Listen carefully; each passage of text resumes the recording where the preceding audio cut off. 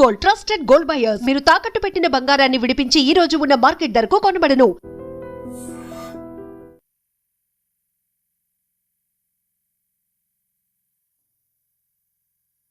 అటు భార్య మరణించింది. Hello viewers, welcome to iDream media. ఒక్కొక్కరి కుటుంబంలో అనుకోని విధంగా కష్టం వస్తే ఆ కుటుంబం ఎలా విచ్ఛిన్నం అయిపోతుందో తెలుసా? రీసెంట్గా ఆ విచ్ఛిన్నం అయిపోయిన యొక్క కుటుంబం యొక్క విషాద గాథ తెలిపేందుకు నేనైతే వచ్చేసాను. విజయనగరం జిల్లా రాజా నియోజకవర్గం డోలపేటలో ఈ నెల 4వ తారీఖున జరిగినటువంటి ముంజేటి స్పందన యొక్క హత్య కేసుకు సంబంధించినటువంటి కుటుంబం. ఆమె యొక్క హస్బెండ్ ఉన్నారు. అంటే అటు భార్య మరణించింది, ఇటు కొడుకు జైలుకి వెళ్ళిపోయాడు. ఒంటరిగా అసలు ఏ దిక్కు తోచని పక్షిలాగా ఆయన మిగిలిపోయారు. అప్పటి వరకు కూడా ముగ్గురు హ్యాపీగా కలకలాడినటువంటి ఇల్లు ఒక్కసారిగా మోగపోయింది. డ్యూటీ నుండి వచ్చేసరికి నా భార్య నా కోసం ఏం చేస్తుంది, నా కొడుకు ఈరోజు ఏం విషయాలు చెప్తాడో అని అనేక రకాలుగా ఆలోచనతో వచ్చినటువంటి ఆయనకి ఇప్పుడు ఇంటి దగ్గర ఎవ్వరూ కూడా లేకుండా అయిపోయింది. ఒకసారి మాట్లాడదాం అసలు ఆ రోజు జరిగిన సంఘటన గురించి. ఎందుకు అందరం కొడుకుదే తప్పు అంటున్నాం, కానీ కొడుకు తండ్రితో కాస్త ప్రాబ్లమ్స్ కానీ అన్ని షేర్ చేసుకునేవాడు. సో గతంలో ఆ అబ్బాయి ఎలా ఉండేవాడు, అసలు ఎందుకు ఇంత దారుణమైన డెసిషన్ తీసుకోవడానికి అసలు ఏ ప్రభావం తన మీద ఇంపాక్ట్ చూపిందో ఆయన మాట్లాడి తెలుసుకుందాం. సార్, అసలు ఆ రోజు 4వ తారీఖున స్పందన మేడం ఇంటికి వచ్చేసరికి అనుకోని విధంగా ఆ రోజు అయిపోయింది. క్షణిక ఆవేశంలో కావచ్చు ఏదైనా. మీకు ఈ విషయం ఎలా తెలిసింది?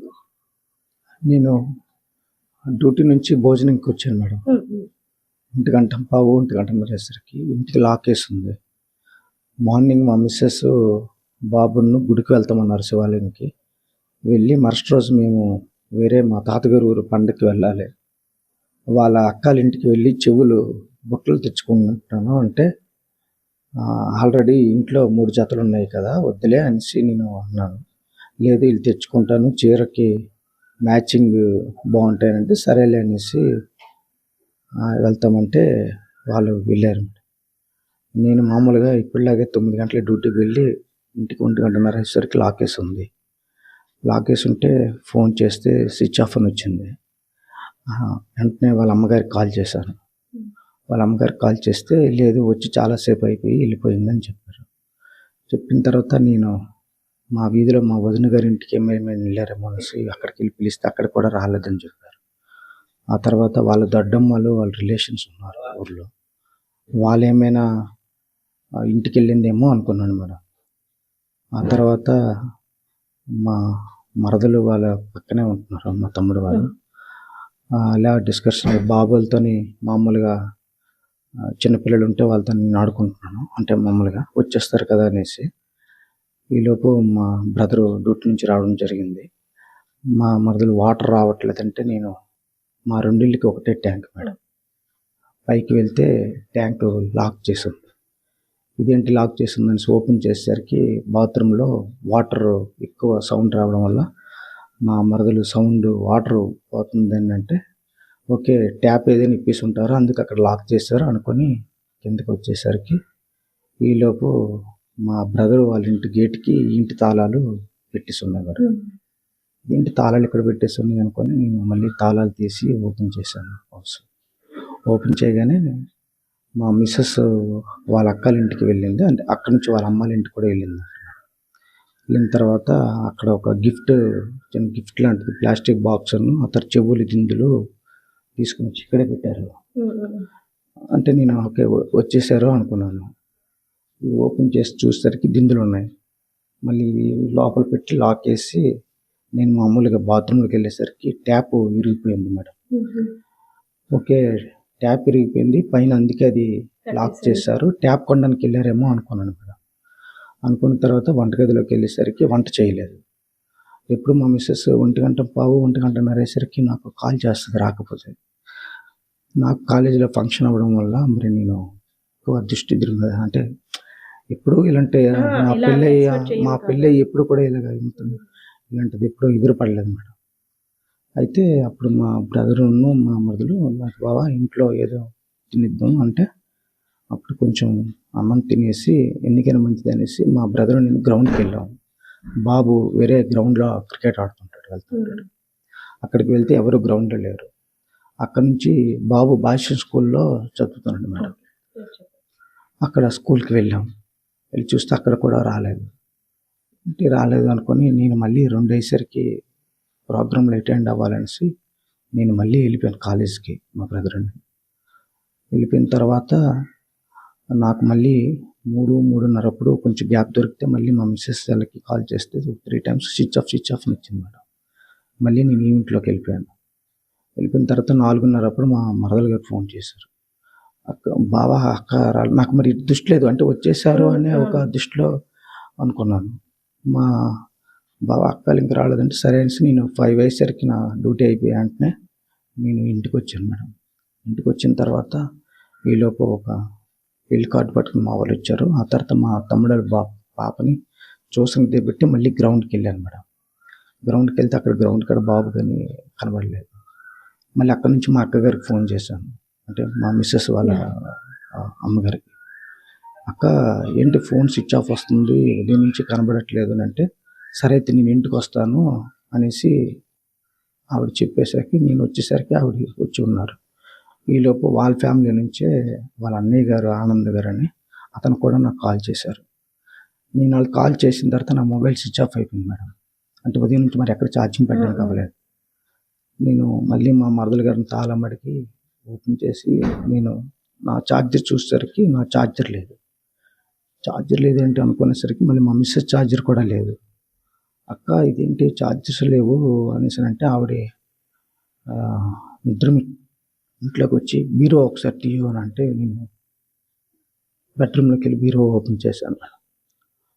ఓపెన్ చేసేసరికి మొత్తం గోల్డ్ అంతా అన్ని ఎంటీ బాక్సులు అయిపోయాయి. మొత్తం 15 తులాలు మేడం. లేకపోసరికి నాకు అసలు ఏమైంది నాకు అర్థం కాలేదు మేడం. ఆ తర్వాత ఎదురుగా చిన్న కబోర్డ్లో ఉంటే అందులోకి వెళ్తే 5,000 రూపీస్ అందులో లేదు. అక్క ఇంట్లో దొంగలు పడ్డారు, డబ్బులను బంగారము పట్టుకుని వెళ్ళిపోయారు అక్క అని ఇంట్లో అనేసరికి ఆవిడ మా మరదల గారిని పిలిచారు. పిలిచిన తర్వాత నేను బయటకు వచ్చాక మళ్ళీ మా వదిన గారిని పిలిచాను. పిలిచేసరికి ఆవిడ చుట్టుపక్కల చూడు అనేసరికి నేను అటువైపు అలా చూసుకొని అటు వెళ్ళాను. వెళ్ళేసరికి మా మిస్సెస్ అక్కడ పడిపోయి ఉన్నారు. నాకు పడిపోయి ఉంటే నేను వెంటనే కిందకి దిగి వెళ్ళి అప్పటికి చనిపోయి ఉన్నారు. అంతే సార్. అంటే అప్పటి వరకు కూడా మొన్నటి వరకు కూడా మా అందరం కూడా ఆలోచించింది ఏంటంటే, దొంగతనం కోసం వచ్చిన దొంగలు స్పందన గారితో పాటు మీ అబ్బాయిని కూడా కిడ్నాప్ చేసి ఉండొచ్చు, లేదంటే హత్య చేసి అలా అనుకున్నాం. అంటే అసలు ఎక్కడ కూడా ఏ కొసానా కూడా అబ్బాయే ఇలా చేశాడు. ఎందుకంటే మెరిట్ స్టూడెంట్, 10th క్లాస్ 525 మార్కులు వచ్చాయంటే ఎంత కష్టపడి మీరు మోటివేట్ చేసి చదివించారో తెలియదు కాదు. సో ఇంటి వాతావరణం చూస్తే ఇల్లుని చూసి ఇల్లాలని చూడమంటారు అనేటట్టు అసలు ఎంత నీట్గా ఎక్కడ వస్తువు అక్కడ చాలా లోపలికి వచ్చేసరికి ఒక పాజిటివ్ వైబ్తో కూడా ఉంది. కానీ అంత మంచి అబ్బాయి, మీరు ఒక్కగానొక కొడుకు, చాలా హోప్స్ పెట్టుకొని పెంచారు. అసలు నమ్మడానికి ఆ రోజు మీకు ఓపిక వచ్చిందా మీ అబ్బాయి ఇలా చేశాడని? మేడం నేను వెంటనే మా మిస్సెస్ చనిపోయారని తెలిసాక నేను బాబును కూడా చంపేశాను అనుకున్నాను మేడం. అనుకున్న తర్వాత నాకు అసలు ఒక ½ అన్ అవర్ వరకు నాకు అసలు ఏం జరుగుతుందో ఏం అర్థం కాదు. ఈలోపు ఊర్లో జనము, ఆ తర్వాత పోలీసులు వీళ్ళందరూ రావడం జరిగింది. ఒకటి మాత్రం నిజం మేడం, మా బాబు అయితే మేడం అలాంటి వాడైతే కాదు మేడం. అంటే నాకు తెలిసినంత వరకు ఆడున్నంత వరకు నాకు ఏ రోజు కూడా ఒక 50 రూపాయలు ఇయ్యనానని కానీ, లేదనంటే ఇది వస్తువు కావాలని వాళ్ళ ఇంట్లో అలర పెట్టడం కానీ, లేదంటే ఓ మూడీగా ఉండడం కానీ, లేదంటే వాడింటికి కూడా ఇక్కడికి ఎవరు వచ్చేవారు కాదు మేడం, ఫ్రెండ్స్ కానీ. అలాగే వీడు కూడా ఎవరితో వెళ్ళేవాడు కాదు, ఒక్కడే వెళ్ళేవాడు, ఒక్కడే వచ్చేవాడు మేడం. ఆ తర్వాత నెక్స్ట్ అందరి పిల్లల్లో ఈ డీజేలు కాడి డ్యాన్సులు చేయడం కానీ, లేదంటే ఒకరితో తగులు గొడవలు పడడం కానీ అలాంటిది ఏం లేదు మేడం నాకు తెలిసినంత వరకు. మీరు చాలా డిసిప్లైన్గా పెంచారు. అబ్బాయి కూడా చాలా క్రమశిక్షణగా పెంచారు నా పేరెంట్స్ నన్ను. సో ఆ క్రమశిక్షణ తట్టుకోలేక ఒక లవ్ వ్యవహారం వల్ల నేను ఇలా డిసైడ్ అవ్వాల్సి వచ్చింది అనేసి అంటున్నా. సో అంటే డాన్ అవ్వాలి అనే కోరిక వేరే ఫ్రెండ్ పరిచయం అయిన తర్వాత అది జరిగింది, అది పక్కన. కూడా మా బాబు డాన్ అవ్వాలని కోరుకున్నాడు అనేసి అన్ని న్యూస్లు అంటే అన్ని పేపర్లు అంటే అది తప్పు మేడం. వాడు వీడిని వాడలా తయారు చేశాడు మేడం. అది నాకు చాలా బాధగా ఉంది మేడం. అందరూ నా కొడుకే డాన్ అవ్వాలనుకున్నాడు, వీడు డాన్ అవ్వాలని బొంబాయి వెళ్ళాలనుకున్నాడు, అది తప్పు మేడం. సార్ అంటే డాన్ అవ్వడం విషయం ఆలోచన పక్కన, అంటే ఆ అబ్బాయికి లేదు, వేరే అబ్బాయి వల్ల ఆలోచన వచ్చింది, తను ఏదో క్రియేట్ చేశాడు. కానీ ఆల్రెడీ లవ్ వ్యవహారం కారణంగా లవ్ లెటర్ కంపల్సరిగా ఏజ్లో ఉండే పిల్లలకి అలాంటి కామన్ థింగ్స్ యాజ్ అ పేరెంట్స్గా మనం వాళ్ళని అటువైపు డైవర్ట్ చేయడానికి మన ప్రయత్నాలు మనం చేస్తాం. సో మేడము అది వద్దని ఒక తల్లిగా కంపల్సరిగా ఈ ఏజ్లో ఎక్కడ టీనేజ్లో వాళ్ళ భవిష్యత్తు పాడవుతుందని మీరవని నేనవని మేడం అవని ఎవరైనా సరే చెప్తారు. సో అది ఆ అమ్మాయితో నాకు రిలేషన్ చెడిపోవడానికి కారణం మా అమ్మాయి అనేసి అని అప్పటి నుండి కూడా పగబట్టి ఉన్నాడా మేడం? అది ఏంటంటే ఒకరోజు నాకు వాడి మీద కంప్లైంట్ అది ఒకటే మేడం నాకు తెలిసి. వాడు ఏంటంటే బుక్స్లో ఒక లవ్ లెటర్ దొరికిందని మా మిస్సెస్ చెప్తే నాకు వెళ్ళాము మేడం. నేను ఇంటికాడ అడగడం జరిగింది. అడిగితే లేదు నాన్న, అది నా బుక్లోకి ఎలా వచ్చిందో నాకు తెలియదు, కాకపోతే మీరు వచ్చి అడగండి అని అంటే సరే అనేసి మేము వెళ్ళాం. వెళ్ళిన తర్వాత ప్రిన్సిపల్ గారు ఏమన్నారంటే లేదమ్మా, అది మీ వాడు అనుకున్నాము, కాదు వేరే అబ్బాయి మీ వాడు బుక్లో పెట్టేశాడు అనేసి నాకు చెప్పారు మేడం. చెప్పిన తర్వాత సారు అప్పుడు ఎగ్జామ్స్ కొంచెం దగ్గరలో ఉన్నాయి, కొంచెం మీరు కేర్ తీసుకోండి, బాగానే చదువుతున్నాడు, చదువు కోసం మామూలుగా మాట్లాడి ఎలా చదువుతున్నాడు అంటే బాగానే చదువుతున్నాడు అని చెప్పారు. అప్పటి నుంచి నేను ఉదయం వెళ్ళడము, సాయంత్రం తీసుకొని రావడం ఇవన్నీ చేసేవాడిని మేడం. అంతేగాని ఎక్కడ కూడా సార్ అంటే ఒకటి, ఈ ఇంట్లోని ఏ ప్లేస్ ఎక్కడ ఎలా ఉంటుందో ఎవరికి తెలియదు, మీ నలుగురు మీ ఫ్యామిలీ మెంబర్స్ తప్పితే. సో అదే సార్ అంటే పక్కింటి వాళ్ళు కానీ మీ ఫ్యామిలీ మెంబర్స్ మెయిన్. సో మా అమ్మ భోజనం కోసం ఫోన్ చేసి అంటే ఆకలి అనేసరికి ఎలాంటి కన్న పీగైనా ఆతృతిగా పరిగెపెడుతుంది పిల్లలకి అన్నం పెట్టాలని. సో అమ్మ నాకు ఆకలి వేస్తుందిరా అనగానే మా మదర్ ఫస్ట్ బాత్రూమ్ దగ్గరికి కాలు కడుక్కోవడానికి వెళ్తారు అని తినిచ్చిన హింటే కదా. అంటే ఈ హత్యలో ప్లాన్ అంతా కూడా ఆ అబ్బాయి చేతిలో మొత్తం పెట్టాడు, ఇలా అవుతుంది నువ్వు ఇలా, అంతేనా? అంతే మేడం. ఎందుకంటే ఆ మధ్యని మేము వాడిని వైజాగ్లో మారికవలసలోని భగీరథ చైతన్య స్కూల్లో ముందు ఆదివారం మేము వెళ్ళాం మేడం. వెళ్ళాం, రూమ్ అన్నీ సెలెక్ట్ చేసాము, అంతా ఫీజు అంతా మాట్లాడుకున్నాం. అప్పుడు మేము ఏంటంటే ఈ గోల్డ్ కొంత బ్యాంకులో పెట్టి ఫీజు కడదాము అనుకున్నాం మేడం. అది వాడికి తెలుసు బాబుకి. ఆ తర్వాత కూడాను ఆ సార్ కూడా వచ్చి ఎలా ఉంది రూము ఏంటి బాగానే ఉందని అంటే మేము అడిగాం, సార్ బాబు ఉండలేకపోతే ఏంటి పరిస్థితి అంటే ఇక్కడ స్కూల్ ఉంది కదా, ఇక్కడ షిఫ్ట్ చేయించిద్దాం, మీ డబ్బులకి ఏం ప్రాబ్లం లేదని చెప్పారు. వాడు కూడా చాలా ఫ్రీగానే ఉన్నాడు మేడం. ఆ ముందు రోజు ఆదివారం కూడా మేమందరం 10th క్లాస్ 525 మార్కులు వచ్చేసి మా ఫ్యామిలీ అందరం, మాకు బాగా అలవాటు మేడం, అంటే మా ఫ్యామిలీలో ఎవరు పుట్టినరోజైనా మ్యారేజ్ డే అయినా అందరం డాబా పైన కలిసి చిన్న పార్టీ లాగా బయట నుంచి ఫుడ్ కానీ లేదా ఇంట్లో ఫుడ్ వండుకొని తింటాం మేడం, మాకు అలవాటు. అలాగే వాడు కూడా ఆ రోజు ఫుడ్ బయట నుంచి తెచ్చుకున్నాం, అందరం కలిసి తిన్నాం మేడం. ముందు రోజు వరకు ఉన్నాడు, ఉదయం కోవులకి వెళ్ళారు. ఆ తర్వాత అయితే నేను మొన్న అడిగాను మేడం, మొన్న నాకు పోలీసులు వాళ్ళు చూపించి అడిగితే వాడేం చెప్పాడంటే నాకు అమ్మ కొట్టింది అనేసి అంటూ, ఆ తర్వాత అయితే అమ్మకి నువ్వు ఎందుకు ఫోన్ చేసావంటే ఆ అబ్బాయి చేయమన్నాడు, అమ్మ ఎక్కడుందో కనుక్కోరా అనేసి అన్నాడు అని చెప్పాడు మేడం. ఆ తర్వాత ఇదంతా ఏంటంటే అంతా వాడే చేశాడు అనేసి చెప్పాడు మేడం. సార్ అంటే సరే బంగారం పట్టుకెళ్ళిపోయి డబ్బు పట్టుకెళ్ళిపోయి కొన్ని రోజులకి ఎక్కడో వచ్చింది వేరు, కానీ తల్లిని వేరే వాళ్ళు చంపుతున్నా సరే నా తల్లిని చెప్పొద్దు, కొట్టేసి వదిలేద్దామని ఎందుకు బాబా ఆ రోజు అక్కడ స్టాప్ చేసినట్టయితే, సరే అమ్మ మీద కోపం ఉంది, ఆ కోపాన్ని తిడతాము లేదంటే ఆ ఒక్క నిమిషం స్టాప్ చేసినట్టయితే ఈ రోజు ఇప్పుడు మీరు ఒంటరిగా మిగిలిపోయి ఉండేవారు కాదు కదా. సో బాబుకి ఎందుకు అంటే మీరు మా పిల్లడాన్ని క్రమశిక్షణలో పెట్టడం, మీరు ఒక సాఫ్ట్ కార్నర్లో కనిపిస్తున్నారు నాకైతే ఇక్కడ. ఒక్కగానొక్క పిల్లాడు అవ్వడం వల్ల కాస్త ముద్దుగా అది కూడా మంచి పొజిషన్‌లో చూడాలని కానీ బాబు అది అంతా కూడా ఒక టైట్‌గా నన్ను బంధిస్తున్నారు అనే ఫీల్ అయ్యాడంటారా? అంటే మన ప్రేమని అలా అంటే చూసాడా? అంటే మేడం నాకన్నా బాబు మా మిసెస్సే బాగా ఇది మేడం. నాకైతే అలాంటిది ఎప్పుడు వాళ్ళిద్దరిలో అనిపించలేదు మేడం. జస్ట్ ఏంటంటే ఇప్పుడు ఎవరైనా చదువుకో అంతే. కామన్, ఏ తినరా పేరెంట్స్ అనే అయినా అదే కామన్, చెప్తారు. లేకపోతే మాకు బాగా అలవాటు మేడం. మా ఇంట్లో ఎక్కడ వస్తువు తీసామంటే అక్కడే ఉంటది మేడం యాహ్! వస్తువు. ఆ తర్వాత కొంచెం బయట నుంచి వచ్చామంటే కాళ్ళు కడుక్కొని లోపలికెళ్ళడం, అందరం కలిసి భోంచేయడం అంతా మాకు ఇప్పటి నుంచి అలవాటు మేడం. కాకపోతే వీళ్ళిద్దరికీ ఏంటంటే ఒక తినరా అంటే ఒక 3, 4 సార్లు అనిపించుకునేవాడు మేడం అంతే. పిల్లలు అంతే తప్ప అందరింట్లో గాని కామన్ అది. అలాగని వాళ్ళిద్దరి మధ్యన అంత తగువాడు లేదంటే నేనెప్పుడు కూడా వాళ్ళిద్దరూ మూడీగా ఉండడం అనేది నేనెప్పుడు చూడలేదు మేడం. ఎప్పుడు కూడా సరదాగానే ఉండేవారు. ఇద్దరు కలిసి ఇంట్లో డాన్స్‌లు చేసుకునేవాళ్ళం. అంతా సరదాగానే నిజంగా ఇదొక అంటే మీకొక బ్యాడ్ డ్రీమ్ మనం అసలెప్పుడు కూడా అనుకోని డ్రీమ్ వల్ల ఈ సంఘటన జరగకుండుంటే బావున్ను. అంటే రోజు వచ్చేసరికి మీ మిసెస్ వెల్కమ్ చెప్పేవారు నవ్వుతూ. ఫుడ్ పెట్టడం గానీ, బాబు గురించే మీ ప్రాణమంతా కూడా బాబు మీద పెట్టుకున్నారు. సో, అలాంటి బాబు కారణంగానే మీకింత ప్రాబ్లమ్ వచ్చిందా? మేడం నేను బాబు వల్ల అంటే నిజాలు పోలీసులకి, దేవుడికి తెలియాలి మేడం. కానీ నేనైతే అంటే నేను మంచోడే. నా ఉద్దేశం ఏంటంటే వాడిని పేరాపన అంటే వేరే వ్యక్తి ఇప్పుడు ఎవరైతే ఉన్నారో ఆడి బ్యాక్‌గ్రౌండ్ అంతా చాలా డిఫరెంట్‌గా ఉంది మేడం. బాబు క్రికెట్ గ్రౌండ్‌కి వెళ్ళినప్పుడు వాడు, వీడు పరిచయం అయ్యి వాడు, ముందు వీడు రోజు ఏమైనా అంటే మీరన్నారు కదా! ఈ 4 తారీఖున హత్య జరిగిన టైం.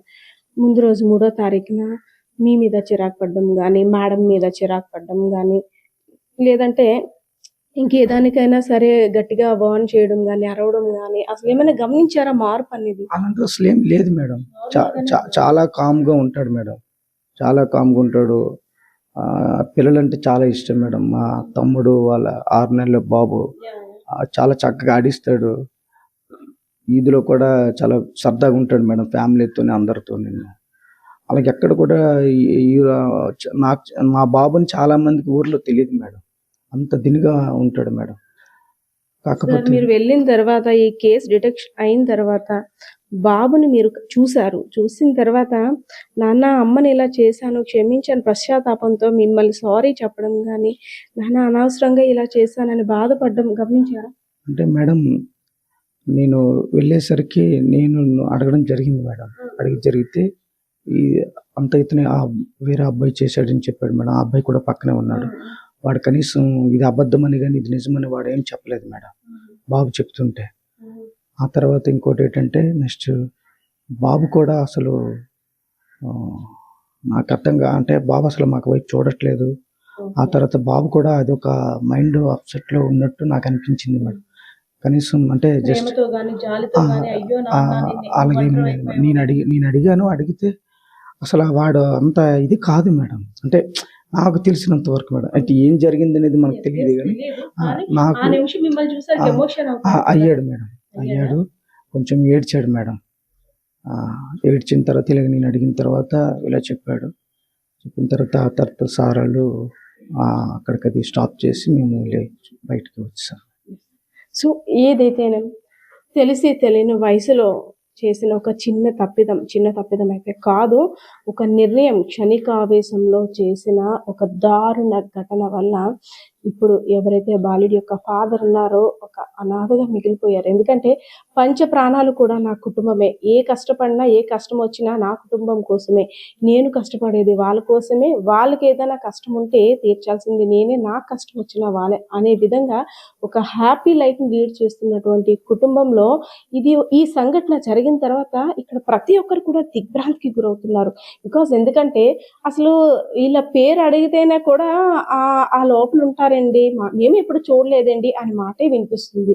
అసలు అబ్బాయి గురించి అడిగినా సరే అసలు అబ్బాయిని కూడా మేము చాలా అరుదుగా చూసాము. ఎప్పుడో స్కూల్‌కి వెళ్ళేటప్పుడు తప్పితే అనేసని అలా చెప్తున్నారు. సో, అటువంటి ఫ్యామిలీలో నిజంగా ఒక కలకలం అనేది చెప్పుకోవాలి. ఎందుకంటే ఇది లైఫ్‌లో మర్చిపోలేనిది ఇటువైపు ఉన్న ప్రతి ఒక్కరు కూడా ఈ గ్రామమే కాదు, యావత్ 2 తెలుగు రాష్ట్రాల్లో కూడా ఒక దిగ్భ్రాంతికి గురి చేసిన ఘటన. ఎందుకంటే మూవీస్లో చూస్తున్నాం అంత కిరాతకంగా, అంటే ఇద్దరిలో ఎవరికి ఆలోచన వచ్చినప్పుడు కూడా ముంబై వెళ్ళి డాన్ అవ్వాలి, అదేవిధంగా ప్రేమ వ్యవహారం, ఇవన్నీ కలిపి నేను ఇలా చేయవలసి వచ్చిందని తన స్టేట్మెంట్ నిజంగా ప్రతి ఒక్కరిని కూడా కలిచి వేసే ఘటన చెప్పుకోవాలి. సో ప్రస్తుతం ఎవరైతే మృతి చెందినటువంటి స్పందన గారు ఉన్నారో వారి ఇంటి దగ్గర ఉన్న పరిస్థితి అయితే ఇది. సో బిక్కు అనుకుంటూ ఆ స్పందన గారి యొక్క హస్బెండ్ అయితే మాత్రం ఇంకా నేను ఎవరి కోసం బ్రతకాలి అనే విధంగా అయితే బేహలుగా చూస్తున్న పరిస్థితి అయితే కనిపిస్తా ఉంది. కెమెరా పర్సన్ బాలకృష్ణతో పద్మ, ఐటీ మీడియా.